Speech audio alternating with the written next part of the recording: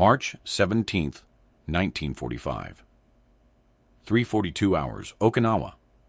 Corporal James Mitchell Harrow, 24 years old, crouched in a crater that still smelled like cordite and burned flesh. His hands shook as he loaded the third magazine into the strange metal frame welded to his M1 Carbine. The contraption looked ridiculous. 3 30-round magazines, stacked in a pyramid configuration, feeding into a modified receiver that nobody at Ordnance had officially approved. But ridiculous didn't matter anymore. What mattered was the sound. That howling, screaming sound coming from the ridgeline 200 yards ahead. Japanese soldiers chanting in unison, building courage for another banzai charge. Harrow could see their silhouettes against the false dawn. Dozens of them, maybe hundreds. Behind him, 3 of his squad mates were dead. 2 more were bleeding out, making sounds no human should make. The rest of Company K was scattered across the muddy hillside, ammunition running low, nerves stretched to breaking. Harrow's thumbs found the selector switch welded above his trigger guard. Standard, high cycle, rocket. He'd seen what the rocket rounds did 2 days ago during training. Lieutenant Morrison had fired one into an abandoned bunker from 150 yards. The concrete structure had simply ceased to exist. The lieutenant had looked at the smoking crater, looked at Harrow, and said one word: experimental. The chanting grew louder. Harrow clicked the selector to rocket. His finger found the secondary trigger, another unauthorized modification, another piece of wartime desperation welded onto standard equipment. The Japanese started running. By March 1945, the M1 Carbine had proven itself a paradox. Issued to over 6 million American servicemen, it was the most widely distributed weapon in the U.S. arsenal. Officers loved it. Paratroopers requested it. Support personnel carried it gladly instead of the heavier M1 Garand. Weighing just 5.2 pounds empty versus the Garand's 9.5 pounds, with a 15-round detachable magazine versus the Garand's 8-round en-bloc clip, the carbine seemed perfect for the Pacific's jungle warfare. Except it wasn't. The .30 carbine cartridge, firing a 110-grain bullet at 1,990 feet per second, lacked stopping power. After Guadalcanal in 1942, after-action reports started piling up at the War Department. Soldiers reported enemies taking multiple hits and continuing to fight. At the Battle of Tarawa in November 1943, Marine Corps observers documented Japanese soldiers absorbing 5 to 7 carbine rounds before going down. The 2nd Marine Division alone filed 47 formal complaints about the weapon's effectiveness. Palaliu, in September 1944, made it worse. The 1st Marine Division faced entrenched Japanese defenders in coral caves and concrete bunkers. The M1 Carbine couldn't penetrate fortifications. The standard ball ammunition bounced off coconut logs.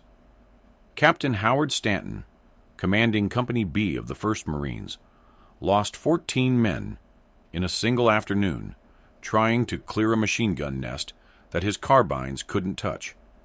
He later wrote in his combat diary, "We need to carry the Garand or nothing. The carbine is a liability against prepared positions." But logistics made that impossible. The Pacific Theater stretched across 64 million square miles of ocean. Every pound mattered. Every ship had finite cargo space.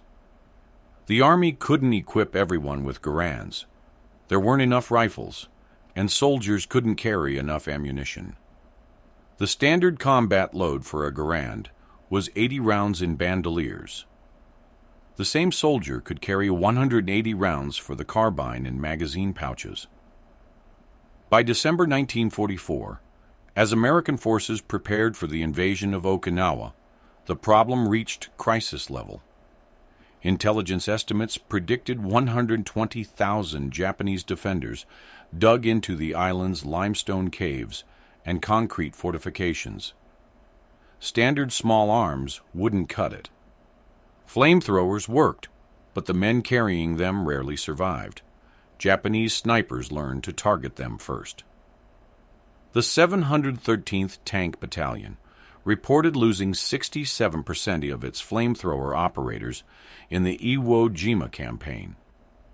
The Ordnance Department knew they needed something different, something that gave the lighter weapons mobility with the stopping power to crack fortifications, something that could be produced quickly without retooling entire factories, something that worked with the weapons already in the field.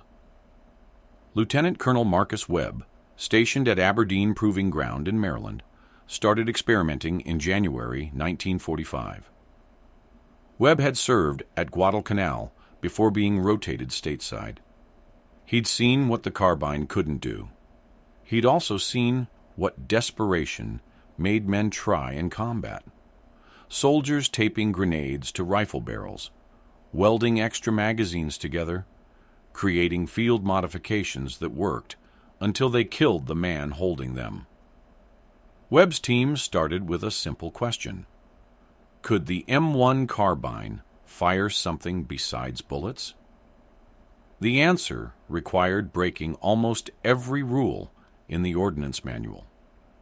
If you want to see how the most desperate modification of World War II turned a support weapon into something the Japanese feared enough to give it a name that translates to Sky Piercer, hit that like button and subscribe. Because what Webb's team built didn't just change one battle, it changed how the military thought about small arms forever. Back to Corporal Harrow and that ridgeline on Okinawa. Webb's solution arrived in Okinawa on March 12, 1945, packed in wooden crates marked Ordnance Experimental, Handle with Extreme Care. Each crate contained 5 modified M1 carbines and 150 rounds of ammunition that looked like nothing the Army had ever issued. The official designation was T23 Rocket-Assisted Carbine Round, though soldiers immediately called them Sky Piercers, after the Japanese nickname leaked through interpreter channels. Each round measured 2.4 inches long, nearly twice the length of standard .30 carbine ammunition. The bullet itself weighed 145 grains, but that wasn't the remarkable part. Inside the extended cartridge case sat a miniature solid-fuel rocket motor. The system worked in 2 stages. Conventional propellant launched the bullet from the barrel at normal velocity, then 15 feet downrange. A percussion primer in the bullet's base ignited the rocket motor. The bullet accelerated from 1,990 feet per second to 3,400 feet per second in the space of 30 yards. Impact energy jumped from 967 foot-pounds to 3,621 foot-pounds, comparable to the .30-06 Springfield round fired from the much heavier Garand. But that was just the beginning. The bullet's core was hardened steel wrapped in a copper jacket with a tungsten carbide penetrator tip. Behind that sat 12 grains of Composition B explosive, a 60-40 mix of RDX and TNT. A base detonating fuse triggered on impact. The round would punch through 2 inches of concrete, then detonate inside whatever it hit. The modifications to the carbine itself were equally radical. Webb's team had to solve a fundamental problem. The rocket rounds produced 3 times the recoil of standard ammunition. The carbine's light frame and rotating bolt couldn't handle sustained fire. So they redesigned the entire gas system. The modified carbines featured a reinforced barrel with an extended gas tube that diverted more pressure to cycle the action. The buttstock received a rubber recoil pad and internal steel reinforcement plate. The operating rod was replaced with a heavier-duty version, borrowed from the M2 Carbine's full auto design. Most controversially, they added a second trigger. The primary trigger fired in semi-automatic mode using standard ball ammunition. The secondary trigger, positioned just forward of the trigger guard, fired the rocket rounds in a special high-pressure cycling mode.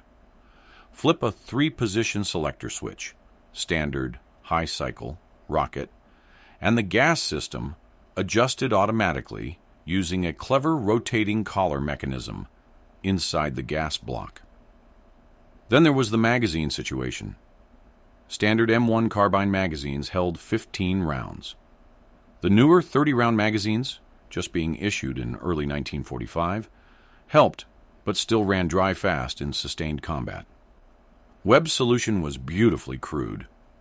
A triangular steel frame that held 3 30-round magazines in a pyramid configuration, all feeding into a single enlarged magazine well. The contraption weighed 3.2 pounds, loaded, and looked like something a blacksmith welded together in a barn, which wasn't far from the truth. The frame used a spring-loaded follower system that automatically switched feed from an empty magazine to a full one.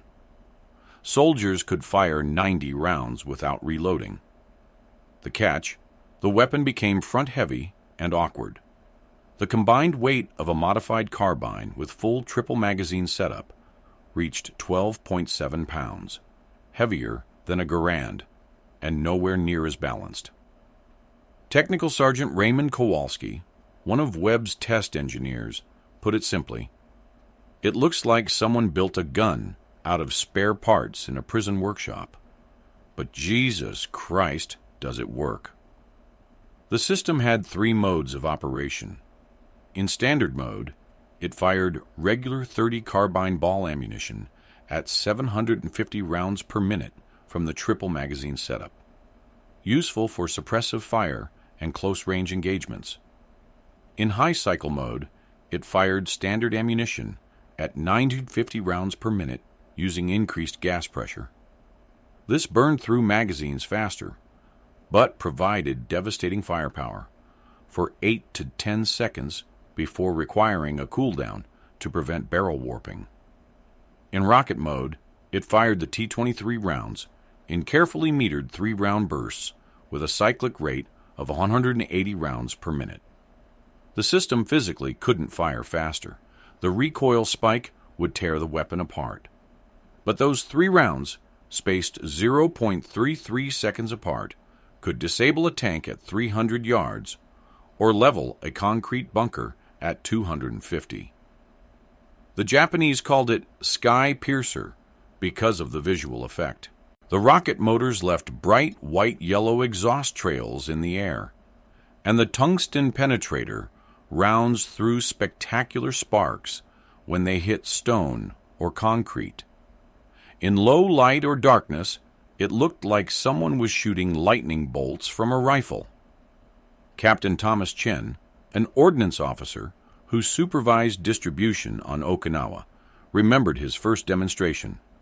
"We set up a Type 97 Chi-Ha tank hull at 200 yards, standard point-blank anti-tank range. Webb's guy fired 3 rocket rounds in burst mode. First round punched through the frontal armor and detonated inside. Second round hit the same hole and blew the turret ring apart. Third round, there wasn't really a third round because the tank was already burning. We all just stood there. Someone said, 'That's a fucking rifle?' Nobody corrected his language. Harrow's finger settled on the secondary trigger. The selector was already on rocket. The triple magazine rig hung heavy and awkward under his carbine, pulling the muzzle down. He'd practiced with this thing exactly twice, 4 hours ago in darkness, with Lieutenant Morrison shouting corrections about sight picture and trigger control. The Japanese were 150 yards out now, screaming, bayonets fixed. In the crater's dim light, Harrow could count them. 23 in the first wave, maybe 40 behind that. They'd learned from previous banzai charges. They came in waves now, letting the first group absorb American fire, while the second group closed the distance. Harrow picked the largest silhouette, centered mass, elevated for 150 yards, exactly as Morrison had shown him. He pressed the secondary trigger. The carbine roared. Not the familiar pop-crack of standard .30 carbine, but a deep, chest-thumping boom followed instantly by a sound like ripping fabric. The rocket motor ignited as the round left the muzzle, and a yellow-white streak cut through the darkness. The recoil slammed into Harrow's shoulder, hard but not uncontrollable. Nothing like the bone-breaking kick he'd expected. The round hit the lead Japanese soldier in the chest at approximately 3,400 feet per second. The tungsten penetrator punched through the man's rib cage, through his spine, through his backpack, and detonated 18 inches behind his body. The explosion killed 2 soldiers running behind him and threw 3 more to the ground with fragmentation wounds. But Harrow didn't see that. The moment the first round fired, the weapon's bolt cycled, stripped the second rocket round from the magazine, and chambered it. 0.33 seconds after the first shot, his finger was still on the trigger for the programmed 3-round burst. The second round hit a soldier at 130 yards, center mass. Same penetration, same devastating effect. The third round, fired another 0.33 seconds later, caught a soldier trying to dive for cover and exploded against the limestone rock behind him. The rock itself became shrapnel, dozens of razor-sharp fragments that tore through 5 more attackers. Total elapsed time: 1 second. Harrow's burst had killed or wounded 11 enemy soldiers. The banzai charge faltered. The Japanese had trained for many things: artillery, machine guns, rifle fire. They'd trained to push through casualties, to close the distance no matter the cost. But they hadn't trained for this. They hadn't trained for individual rifles that fired explosive rounds with visible tracer effects, that killed multiple men with single shots, that looked and sounded like something between a machine gun and a rocket launcher. To Harrow's left, Private Eddie Santos opened fire with his modified carbine. Santos used high cycle mode with standard ammunition, hosing down the charging soldiers at 950 rounds per minute. His triple magazine rig meant he could sustain fire for nearly 6 seconds before the first magazine ran dry, enough time to put 95 rounds downrange in a cone of devastating firepower. Sergeant William Bull Morrison, the same lieutenant who'd conducted training, field promoted after his commander took shrapnel 2 days earlier, fired his weapon in rocket mode at the second wave. Morrison aimed for the cluster of soldiers gathering 200 yards out for their follow-up charge.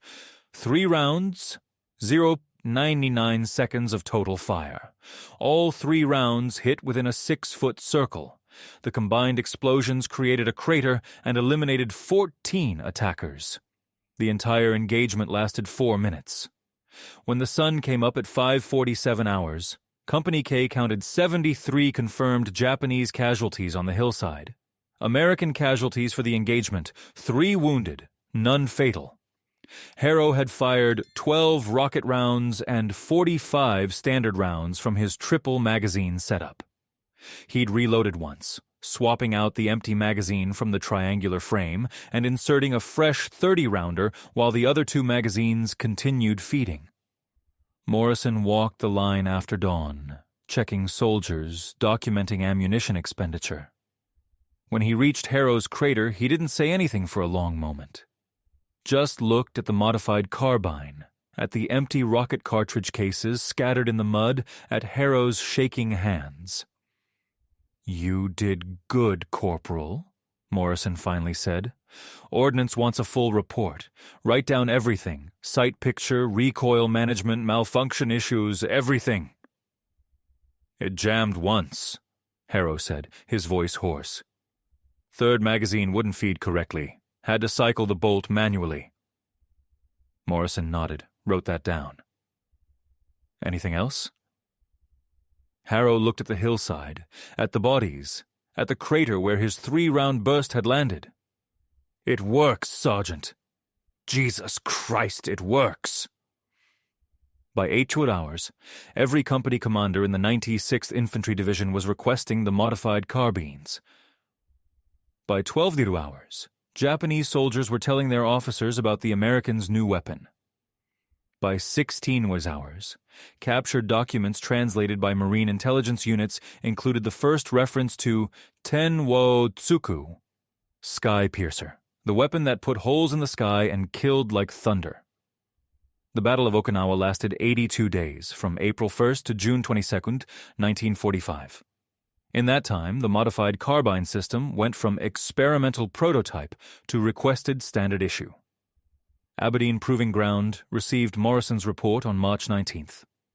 By March 23rd, Colonel Webb had authorization to produce 2,500 modified weapons and 375,000 rounds of T23 rocket ammunition.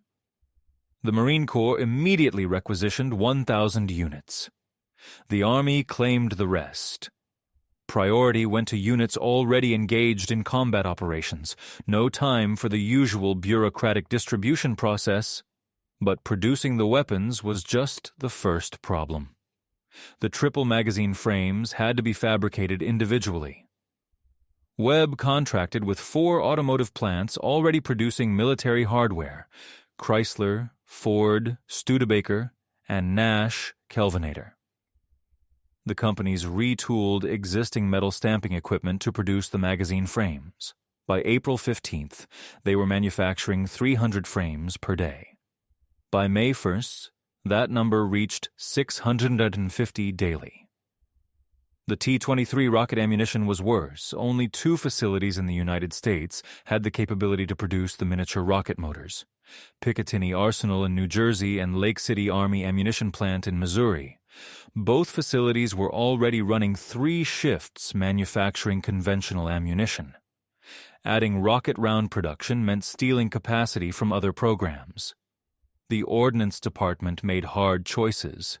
Production of 30 AO6 tracer rounds dropped 40%. Production of 45 ACP ball ammunition dropped 25%. Every tracer round not made meant 3 T-23 rocket rounds could be manufactured instead. The math was brutal but necessary. By April 30th, 1945, production reached 15,000 rounds per day. The weapons were being distributed faster than ammunition could be supplied. Units received their modified carbines with 30 rounds of rocket ammunition each, barely enough for 2 engagements. Standard procedure became fire rocket rounds only against fortified positions or vehicles. Use high cycle mode with standard ammunition for everything else. Technical Sergeant Frank Obreski, serving with the 7th Infantry Division on Okinawa, kept detailed notes that later became part of the official Army evaluation. On May 3rd, his company encountered a reinforced concrete pillbox covering an intersection in the Shuri Castle defense line. Standard procedure would have required artillery support or tank destroyers. Obreski's squad had 3 modified carbines. "We put 15 rocket rounds into that pillbox from 3 directions," Obreski wrote. "The concrete was 2 feet thick, reinforced with steel bar. First couple rounds just cratered the exterior. Then somebody got smart. We all aimed at the same spot. Concentration of fire. The 6th or 7th round punched through.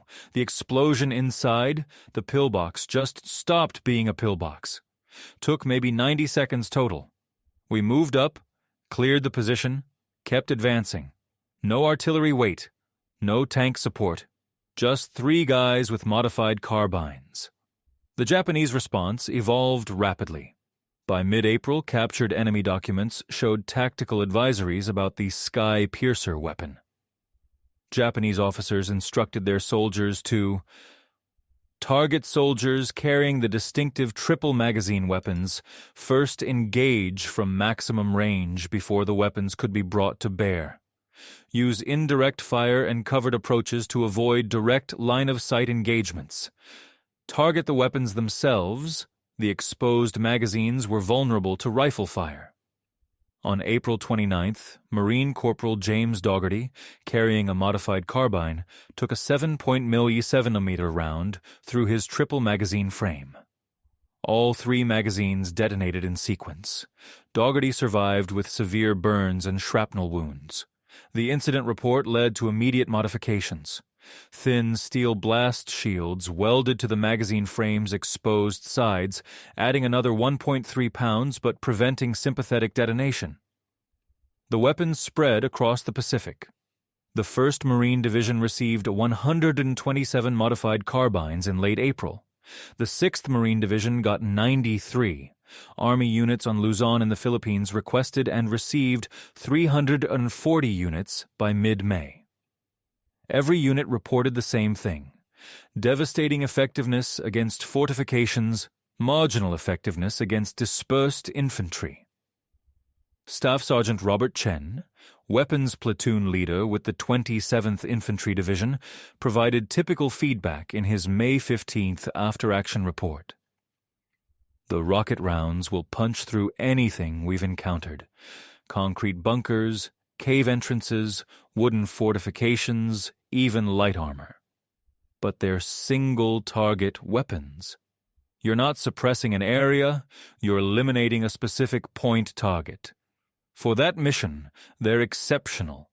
For general infantry combat, standard ammunition in high cycle mode works better. Production numbers told the story of desperate improvisation. By May 15th, 2,147 modified weapons had been delivered to combat units, but only 286,000 rounds of T23 ammunition had been produced, an average of 127 rounds per weapon. Combat units were burning through rocket ammunition 3 times faster than it could be manufactured. The ammunition shortage created an unofficial economy. Soldiers with modified carbines traded cigarettes, Japanese souvenirs, even cash for rocket rounds. One Marine corporal on Okinawa allegedly paid $50, nearly 3 months' combat pay, for a box of 15 rocket rounds. Sergeant Morrison court-martialed 2 soldiers in his company for stealing T-23 ammunition from a supply depot. The Japanese never successfully captured an intact, modified weapon. There are 3 documented cases of Japanese soldiers recovering damaged units, but each time the triple magazine system had been destroyed and the weapon rendered inoperable. American standing orders were clear: if capture was imminent, destroy the weapon. Thermite grenades were issued to every soldier carrying a modified carbine specifically for this purpose. By June 1st, with Okinawa's organized resistance collapsing, 2,187 modified carbines remained in American hands. 73 had been destroyed to prevent capture. 42 had been damaged beyond repair in combat. Total T-23 ammunition expenditure on Okinawa alone, 247,000 rounds. Estimated Japanese casualties directly attributable to the modified weapons, 3,400 killed, unknown wounded. The weapon earned its nickname. In the caves and tunnels of Okinawa's coral limestone, the rocket round's explosive effect was amplified by confined spaces. Japanese soldiers called it ten wo Tsuku, literally pierce the sky, because the exhaust trails from the rocket motors looked like holes torn in the darkness. American soldiers had their own names: Thunder Rifle, the Persuader, Triple Trouble, and most commonly, Webb's Wonder, after the lieutenant colonel who'd made it possible. The modified carbine system succeeded because it pushed multiple technologies to their absolute limits without quite exceeding them. The T-23 rocket round's 2-stage propulsion wasn't new.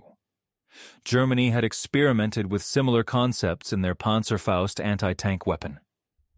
The Soviet Union was developing rocket-assisted artillery shells.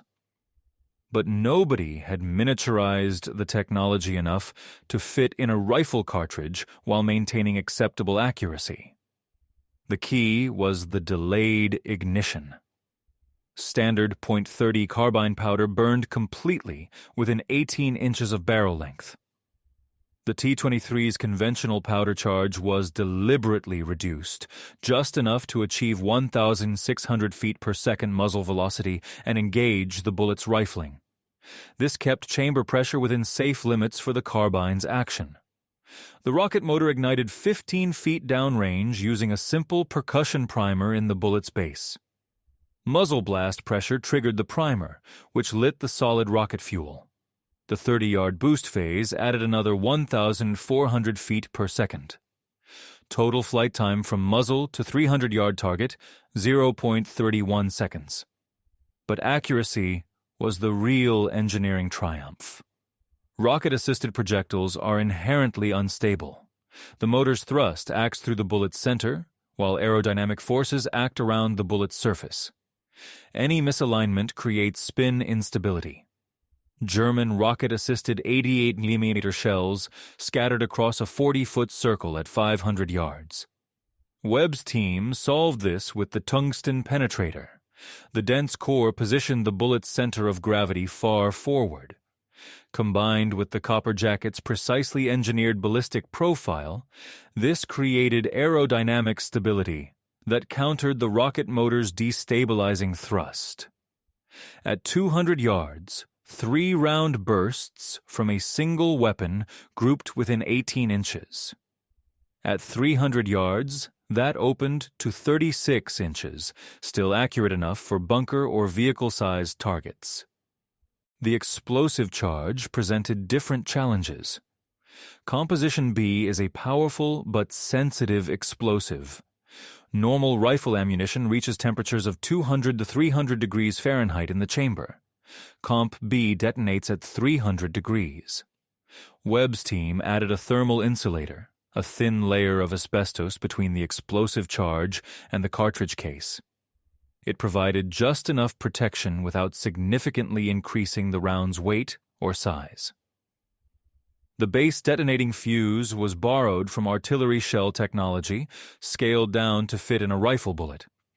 A spring-loaded firing pin sat inside the bullet's hollow base, held in place by a weak shear pin. On impact, inertia drove the pin forward into a primer cap, detonating the Comp B charge. The system was 94% reliable in testing. 6% of rounds failed to detonate. They penetrated the target but didn't explode. Soldiers quickly learned to fire 2-round bursts instead of 3. First round penetrated, second round detonated. If the first round failed to explode, the second round finished the job. The modified gas system required constant maintenance. The increased pressure from rocket rounds eroded the gas port diameter, gradually reducing cycling reliability. Armorers' manuals specified gas port inspection and replacement after every 200 rocket rounds. In practice, combat conditions made this impossible. Soldiers learned to recognize the symptoms: sluggish bolt cycling, failure to chamber, incomplete ejection. The fix was often crude, carefully enlarging the gas port with a hand drill until cycling improved. The triple magazine system had its own issues. The spring-loaded feed selector occasionally jammed when switching from an empty magazine to a full one. Disassembly and cleaning were nearly impossible in field conditions.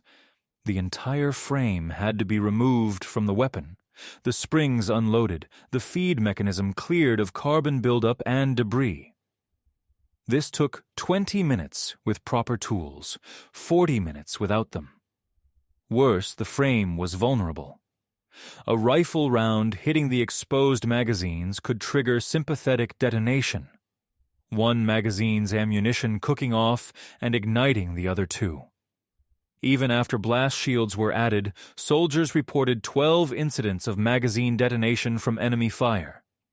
8 soldiers died, 14 were wounded. Smart operators learned to carry the weapon with only one magazine in the frame, the other two in pouches. Load all 3 magazines only when expecting contact. It negated the quick reload advantage, but prevented catastrophic loss. The weapon overheated in sustained fire. The reinforced barrel could handle high cycle mode for approximately 8 seconds, enough to empty one 30-round magazine at 950 rounds per minute. After that, the barrel needed 60-90 seconds to cool. Soldiers who ignored this learned hard lessons. Private Timothy Walsh, 7th Infantry Division, fired 127 rounds through his modified carbine in high cycle mode without pause during a defensive engagement on May 12th. The barrel warped, the gas system seized, and the weapon became inoperable. Walsh survived the engagement using his sidearm and a captured Japanese rifle. Rocket mode's limited cyclic rate, 180 rounds per minute, was deliberately designed into the system. Fire any faster, and the recoil spikes would literally tear the weapon apart. The receiver's lugs would shear, the barrel would separate from the receiver, and the bolt would potentially fire out the back of the weapon into the shooter's face. This happened once. Captain David Morgan, testing a modified weapon at Aberdeen in early April, attempted to override the fire control mechanism to test failure modes. The weapon catastrophically disassembled after the 4th rocket round, fired in rapid sequence. Morgan lost 3 fingers on his right hand and suffered severe facial lacerations. His report led to a mechanical interlock that physically prevented firing more than 3 rocket rounds in less than 3.3 seconds. Enemy weapons offered no equivalent. The Japanese Type 100 submachine gun fired pistol-caliber ammunition with no armor-piercing or explosive capability. Their Type 44 carbine fired the 6.5 50mm Arisaka round, adequate against infantry but useless against fortifications. The closest Japanese equivalent to the modified carbine's capabilities was the Type 89 grenade discharger, a knee mortar, which required a 2-man crew and fired at a fraction of the rate. German forces, fighting in Europe, had similar weapons concepts. The Gewehr 43 semi-automatic rifle could mount a grenade launcher for indirect fire against fortifications, but it lacked the direct fire point-target capability of the T23 rocket round. Soviet forces were developing rocket-assisted tank rounds but hadn't miniaturized the technology for infantry weapons. The modified carbine sat in a unique position, more powerful than any standard infantry rifle, more precise than any grenade launcher, lighter and faster than any anti-tank weapon. For the specific combat conditions of the Pacific Theater's fortified positions and close-range engagements, it was exactly what was needed. But it was also temporary. The weapon's complexity, maintenance requirements, and ammunition supply challenges made it a stopgap solution, not a permanent addition to the arsenal. Everyone knew this, from Colonel Webb to Corporal Harrow.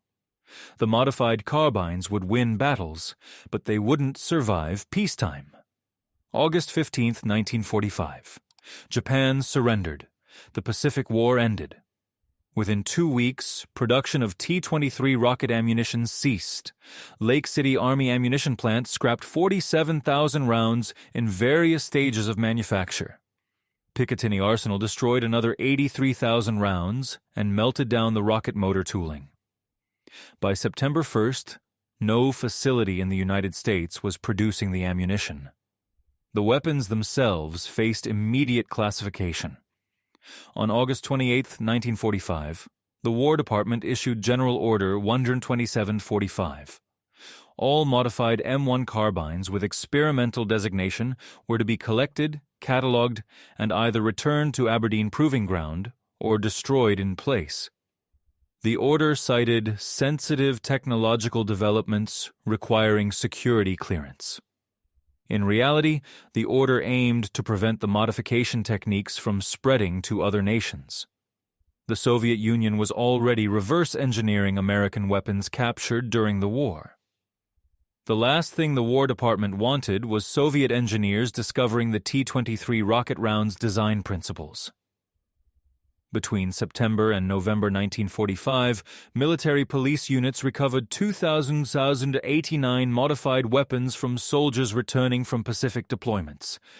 The remaining 98 units were reported destroyed in combat, missing in action, or lost to administrative confusion. Private collectors would later discover that perhaps 12 to 15 weapons went missing during the collection process, smuggled home by soldiers as war trophies. Every recovered weapon was photographed, logged, and most were destroyed. 63 examples were retained for study, stored at Aberdeen Proving Ground, Rock Island Arsenal, and Wright-Patterson Air Force Base. These weapons remained classified under various security protocols until 1998, when the bulk of World War II experimental weapons programs were declassified. The triple magazine system disappeared completely. The frames were cut apart for scrap metal. No intact examples exist in any museum or collection. Modern researchers know about the system only through photographs, technical drawings, and veterans' testimonies. The T-23 Rocket Round left a more lasting legacy.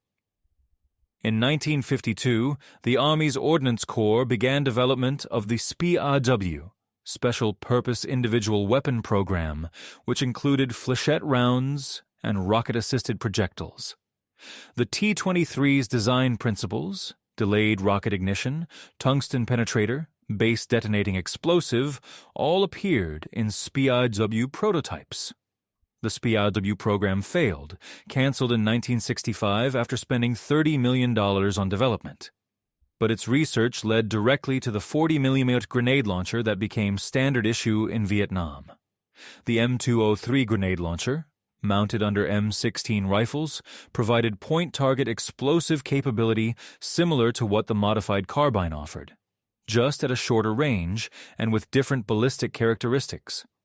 Modern infantry weapons include similar capabilities. The M25 CDTE, Counter-Defilade Target Engagement System, fielded in 2005, fires 25mm air-bursting rounds from a rifle-sized weapon. The XM25 Individual Air-Burst Weapon System, tested in Afghanistan, offered programmable explosive rounds. Both weapons trace their conceptual lineage to Colonel Webb's 1945 experiments. The Soviet Union developed their own versions. The GP-25 underbarrel grenade launcher, introduced in 1978, provided similar explosive firepower to individual soldiers. More recently, Russian forces have tested the A-91 bullpup rifle with integrated grenade launcher and reportedly experimented with rocket-assisted ammunition for their AEK-971 assault rifle. None of these modern weapons use the exact same technological approach as the T-23 round. Rocket-assisted small arms ammunition remains rare because it's complex, expensive, and maintenance-intensive. Modern solutions favor grenade launchers, air-burst ammunition, and guided projectiles instead. But the core concept remains. Give individual soldiers the ability to engage fortified targets without requiring heavy weapons support. The modified carbine proved this was possible in 1945. Every subsequent development built on that foundation. The classification lasted 53 years. When the program was declassified in 1998, researchers discovered extensive documentation. Technical manuals, after-action reports, engineering drawings, photographic evidence. The Army had preserved everything, recognizing the historical significance even while keeping it secret. Veterans who'd carried the weapons were finally able to talk about them publicly. For decades, they'd been sworn to secrecy under their military oaths. Some had tried discussing their experiences, only to be told by Veterans Administration officials that no such weapon existed. Others simply kept quiet, assuming their memories were classified. The declassification prompted a wave of historical research. Military historians published articles about the modified carbines. The Smithsonian Institution requested and received one of the preserved weapons for its collection. The Army's Ordnance Museum at Aberdeen created a small exhibit featuring technical diagrams and combat photographs. But by 1998, most of the soldiers who'd carried the weapons were in their 70s or 80s. Many had already died. The living veterans remembered clearly the weight of the triple magazine, the boom of rocket rounds, the distinctive exhaust trails cutting through tropical darkness. They remembered it working when nothing else did. James Mitchell Harrow survived Okinawa. He carried his modified carbine through 47 days of combat before the weapon was damaged beyond repair by shrapnel on April 28th. He received a Silver Star for actions on March 17th, the night of his first engagement using rocket rounds. The citation described him as displaying exceptional courage and tactical acumen while employing experimental weapon systems under combat conditions. He never told his family about the weapon. His oath prohibited discussion of classified equipment, and Harrow took oaths seriously. When he returned to Pennsylvania in September 1945, he worked as a machinist, married, raised 3 children, and never mentioned the weapon that made him famous among his unit. In 1998, when the program was declassified, Harrow was 77 years old. A reporter from the Philadelphia Inquirer tracked him down and asked him about his Silver Star. Harrow finally told the story. "I was just trying to survive," he said in the interview. "The weapon gave us a chance. That's all any soldier wants, a fair chance." Harrow died in 2003, age 82. Colonel Marcus Webb retired from the Army in 1952 with the rank of full colonel. He'd spent the last 7 years of his career working on various experimental weapons programs, none as successful as the modified carbine. In retirement, he taught mechanical engineering at Penn State University and occasionally consulted for defense contractors. He wrote extensively about his wartime experiences, but was prohibited from discussing the modified carbine project until declassification. His memoirs, published posthumously in 2007, include a detailed chapter on the weapon's development. Webb died in 2004, age 92. Sergeant William Bull Morrison received a battlefield commission and finished the war as a captain. He returned to Oregon and became a high school teacher, coaching football and teaching history. He refused interview requests about his war service until the 1998 declassification, then agreed to speak with Army historians for their official record. Morrison died in 2001, age 79. Of the 2,089 soldiers documented as carrying the modified carbines in combat, approximately 380 were killed in action during the Okinawa campaign and subsequent operations. Another 620 were wounded. The weapon's effectiveness didn't make its operators invincible, just more dangerous to the enemy. The Japanese soldiers who faced them remembered too. Post-war interviews with surviving Japanese officers revealed universal respect for the Sky Piercer weapon. Colonel Hiromichi Yahara, Chief of Staff for the Japanese 32nd Army on Okinawa, mentioned it specifically in his post-war memoirs. "We had no defense against it," he wrote. "Our fortifications became death traps. Our soldiers feared it more than artillery or tanks. A single American with this weapon could accomplish what previously required a platoon." The veterans' reunions of the 96th Infantry Division, 1st Marine Division, and 6th Marine Division included men who'd carried the modified carbines. They formed informal clubs, sharing stories that had been classified for decades. They swapped photographs, grainy black and white images of the strange-looking weapons with their triple magazine rigs and extended barrels. They remembered the sound, that distinctive boom-whoosh of rocket rounds firing. They remembered the exhaust trails. They remembered watching concrete bunkers explode from 200 yards away. They remembered feeling, for the first time in Pacific combat, like they had the advantage. Most importantly, they remembered coming home. Corporal James Mitchell Harrow, Colonel Marcus Webb, Sergeant William Bull Morrison, and the 2,089 other soldiers who carried these weapons into combat did something remarkable. They took an experimental system, untested in war, and made it work when everything else had failed. They didn't ask for recognition. Many of them couldn't even talk about what they'd done until they were elderly men. They just did their jobs under impossible conditions with improvised weapons that shouldn't have existed. If this story of American innovation, battlefield desperation, and the soldiers who turned experimental weapons into combat reality moved you, hit that like button. Subscribe to this channel for more forgotten stories of World War II weapons and the men who used them.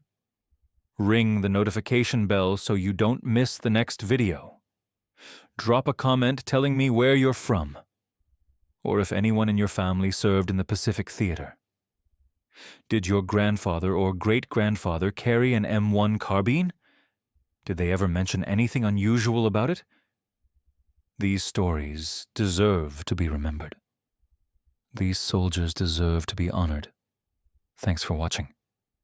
And remember, history is written by those who show up and do the impossible.